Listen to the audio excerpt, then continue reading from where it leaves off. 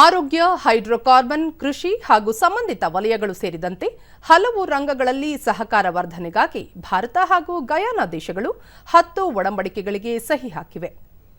ವೈದ್ಯಕೀಯ ಉತ್ಪನ್ನಗಳು, ಜನೌಷಧಿ ಯೋಜನೆ, ಸಾಂಸ್ಕೃತಿಕ ವಿನಿಮಯ ಹಾಗೂ ಗಯಾನಾದಲ್ಲಿ ಯುಪಿಐನಂತಹ ವ್ಯವಸ್ಥೆಗಳ ನಿಯೋಜನೆ ಸೇರಿದಂತೆ ಹಲವು ಮಹತ್ವದ ಅಂಶಗಳು ಒಡಂಬಡಿಕೆಯಲ್ಲಿ ಸೇರಿವೆ.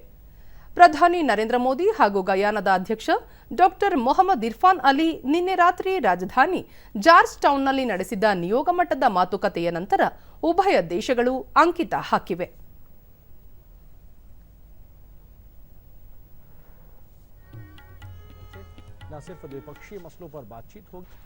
My distinct pleasure to invite their excellence in medicine regulation. ಜಂಟಿ ಹೇಳಿಕೆಯಲ್ಲಿ ಪ್ರಧಾನಿ ನರೇಂದ್ರ ಮೋದಿ ಎಲ್ಲ ಸಮಸ್ಯೆಗಳನ್ನು ಪರಿಹರಿಸಲು ಮಾತುಕತೆ ಹಾಗೂ ರಾಜತಾಂತ್ರಿಕತೆಯನ್ನು ಬಳಸಬೇಕಿದೆ. ವಿಶ್ವಸಂಸ್ಥೆಯಂತಹ ಜಾಗತಿಕ ಸಂಸ್ಥೆಗಳ ಸುಧಾರಣೆ ಇಂದಿನ ತುರ್ತು ಅಗತ್ಯವಾಗಿದೆ ಎಂದು ಎರಡೂ ದೇಶಗಳು ಅಭಿಪ್ರಾಯಪಟ್ಟಿವೆ ಎಂದರು. ಹವಾಮಾನ ವೈಪರೀತ್ಯ ನಿರ್ವಹಣೆ ಉಭಯ ದೇಶಗಳ ಆದ್ಯತೆಯಾಗಿದೆ. ಎಲ್ಲ ಕ್ಷೇತ್ರಗಳಲ್ಲಿ ಪ್ರಗತಿಗಾಗಿ ಶ್ರಮಿಸುವುದನ್ನು ಮುಂದುವರಿಸಲಾಗುವುದು ಎಂದು ತಿಳಿಸಿದರು. केवल द्विपक्षीय संबंधों के लिए नहीं, बल्कि पूरे ग्लोबल साउथ के लिए महत्वपूर्ण है.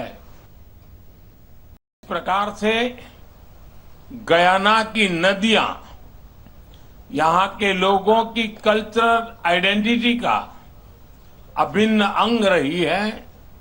उसी प्रकार भारत की गंगा, यमुना, ब्रह्मपुत्र जैसी महान नदियां हमारी प्राचीन सभ्यता का जन्मस्थल रही है.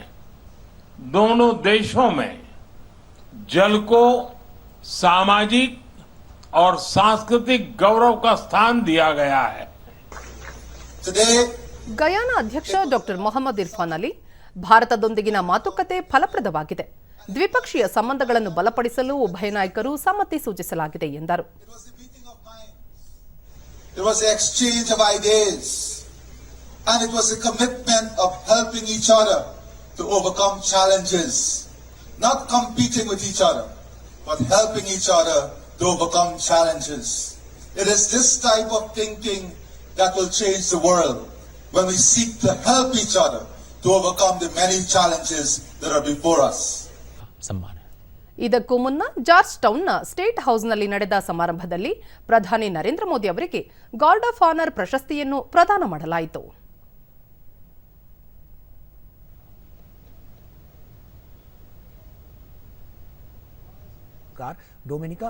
ಈ ಮಧ್ಯೆ ಪ್ರಧಾನಿ ನರೇಂದ್ರ ಮೋದಿ ಅವರಿಗೆ ಕಾಮನ್ವೆಲ್ತ್ ಆಫ್ ಡೊಮಿನಿಕಾದ ಅತ್ಯುನ್ನತ ಗೌರವವನ್ನು ಅಧ್ಯಕ್ಷರಾದ ಸಲವೇನಾ ಬುರಟಾನ್ ಪ್ರದಾನ ಮಾಡಿದರು.